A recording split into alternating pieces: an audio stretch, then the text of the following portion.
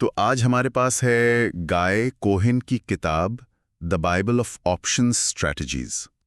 ये किताब ना ऑप्शंस ट्रेडिंग की दुनिया को समझने का एक बहुत प्रैक्टिकल तरीका बताती है, जो अक्सर काफी पेचीदा लगती है। हाँ बिल्कुल। और इसका मकसद भी आप कह सकते हैं बहुत साफ है। ऑप्शंस की जो रणनीतियां हैं उनको आसान बनाना, ताकि ट्रेडर्स उन्हें समझ सके और इस्तेमाल कर सके। और आपने कहा कि इसमें 58 से ज्यादा रणनीतियां हैं। ये तो बहुत ज्यादा है। हाँ, काफी हैं। और देखिए, इस किताब की जो सबसे खास बात मुझे लगी वो है इसका रणनीतियों को बांटने का तरीका।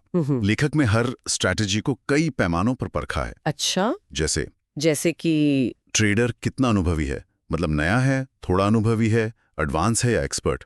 फिर बाजार को लेकर उसका नजरिया क्या है, तेजी का, मंदी का, या फिर वो सोचता है कि बाजार शायद स्थिर रहेगा। और ये भी कि बाजार में उतार चढ़ाव यानी वॉलेटिलिटी की क्या उम्मीद है, जोखिम कितना है, लिमिटेड है या अनलिमिटेड, मुनाफे की कितनी गुंजाइश है, और ये स्ट्रैटेजी किस काम के लिए है, मतलब रेगुलर आय के लिए है या कैपिटल गेन बढ़ाने के लिए। अच्छा, तो ये वर्गीकरण एक तरह से एक नक्शा जैसा बना देता है ना, कि ट्रेडर अपनी जरूरत के हिसाब से सही रास्ता चुन सके। बिल्कुल बिल्कुल। और किताब ऑप्शंस कितने लचीले हैं इस पर भी काफी जोर देती है। हाँ, वो तो है, मतलब लिवरेज वगैरह। हाँ वही, ये समझाती है कि कैसे इनके जरिए लिवरेज लेकर ट्रेड किया जा सकता है, कैसे इनसे एक क्या कहते हैं नियमित आय बनाई जा सकती है, या फिर मान लीजिए बाजार गिर रहा है तो उसमें भी मुनाफा कमाया जा सकता है। अच्छा। और यहाँ तक कि बाजार की अस्थिरता, वॉलेटिलिटी, उससे भी फायदा उठाया जा सकता है अगर सही रणनीति पता हो तो। और वो ग्रीक्स वाली बात, डेल्टा, गामा, वो सब भी समझाया है। वो अक्सर नए ट्रेडर्स को डरा देते हैं। हाँ बिल्कुल। लेखक ने ग्रीक्स, डेल्टा, गामा, थीटा, वेगा, इनको भी आसान तरीके से समझाया है। ये असल में बस ये बताते हैं कि ऑप्शन की कीमत कैसे बदलती है जब स्टॉक की कीमत या एक्सपायरी का टाइम या वॉलेटिलिटी बदलती है। तो मतलब इसे गणित की तरह नहीं? नहीं, इसे प्रैक्टिकल टूल की तरह पेश किया गया है। हाँ।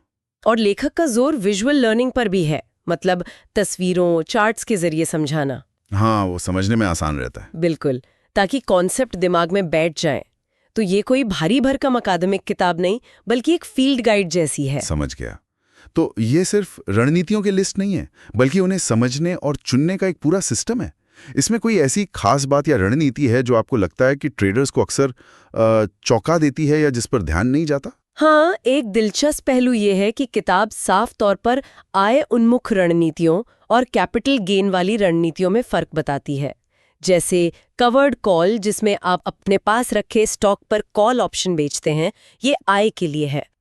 और सीधे कॉल खरीदना वो कैपिटल गेन के लिए है। कई बार ट्रेडर्स क्या करते हैं कि बस एक ही तरह की रणनीति पर अटक जाते हैं, लेकिन किताब दिखाती है कि अलग अलग बाजार के हालात और आपके अपने लक्ष्य के हिसाब से अलग अलग टूल इस्तेमाल करने चाहिए। सही बात है। और ये भी बताती है कि कभी-कभी जो एडवांस्ड कही जाने वाली रणनीतियां हैं, वे सही हालात में बेसिक रणनीतियों से शायद कम जोखिम वाली भी हो सकती हैं। अच्छा, ये तो सोचने वाली बात है। तो अगर हम इस पूरी चर्चा को समेटें तो the Bible of option strategies traders के लिए क्या मुख्य संदेश देती है? देखिए, ये किताब असल में एक रेफरेंस गाइड की तरह काम करती है। ये मुश्किल रणनीतियों को समझने लायक हिस्सों में तोड़ती है, खासकर अपने उस वर्गीकरण वाले सिस्टम से। हाँ, वो सिस्टम काफी मददगार लगता है। बिल्कुल। और इसका सबसे बड़ा संदेश मेरे हिसाब से ये है कि किसी भी ट्रेडर को हर एक रणनीति में माहिर होने की जरूरत नहीं है। ये न तो मुमकिन है और न ही जरूरी। सही कहा। जरूरी ये है कि ट्रेडर अपने लक्ष्य, बाजार को लेकर अपनी समझ और सबसे अहम वो कितना जोखिम उठा सकता है, उसे ध्यान में रखकर अपने लिए सही रणनीति चुने। हाँ, और ये किताब इसी चुनाव को आसान बनाने में मदद करती है। और ये याद दिलाना भी जरूरी है कि अक्सर सबसे सरल रणनीतियां, जैसे हमने कवर्ड कॉल का जिक्र किया, हाँ, वो सबसे असरदार भी हो सकती हैं। ये ऐसी रणनीतियां हैं जिन्हें हर लेवल का ट्रेडर इस्तेमाल कर सकता है, नौसिखिए से लेकर एक्सपर्ट तक। मतलब जटिलता हमेशा बेहतर नहीं होती। बिल्कुल। आखिर में हमारे सुनने वालों के लिए कोई एक विचार छोड़ना चाहेंगे इस किताब से जुड़ा हुआ? हाँ, एक दिलचस्प सवाल है जो दिमाग में आता है। किताब रणनीतियों को अनुभव के स्तर, नौसिखिया, मध्यवर्ती, एडवांस के हिसाब से बांटती है, लेकिन साथ ही ये भी कहती है कि बेसिक रणनीतियां जैसे कवर्ड कॉल सबके लिए हर स्तर पर जरूरी हैं। तो सवाल ये उठता है कि क्या ऐसा हो सकता है कि जो अनुभवी ट्रेडर्स हैं वो कभी-कभी सिर्फ एडवांस्ड या जटिल रणनीतियों के पीछे भागते हुए उन सरल बुनियादी रणनीतियों की लगातार मिलने वाली ताकत और स्थिरता को नज़रअंदाज कर देते हैं, जो शायद उनके पोर्टफोलियो के लिए ज़्यादा फायदेमंद साबित हो सकती हैं? इस पर सोचना चाहिए।